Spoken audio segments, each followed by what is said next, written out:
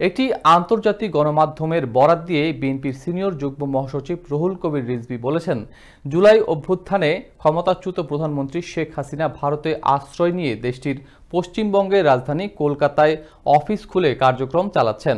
শুক্রবার বিকেলে জাতীয় প্রেস ক্লাবে এক অনুষ্ঠানে একথা বলেন তিনি। রিজভী বলেন, কলকাতায় অফিস খুলে বাংলাদেশ বিরোধী কার্যক্রম চালাচ্ছেন শেখ হাসিনা। দেশে জায়গা হয়নি বলে কলকাতায় আওয়ামী অফিস খুলে কার্যক্রম চালাতে হচ্ছে তাকে। এ সময় পলাতক শেখ হাসিনাকে ভারত কেন পুশব্যাক করছে না এমন প্রশ্নও রাখেন বিএনপির এই জ্যেষ্ঠ নেতা। দেশে আর জায়গা হলো না, সবাই বলে এখানে জঙ্গি, সব খারাপ লোক।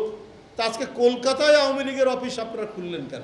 আমার ঘরে যারা আছে প্রত্যেকটাই আগ্নেয়গিরি অগ্নুৎপাতের মতো সৃষ্টি হয়েছে।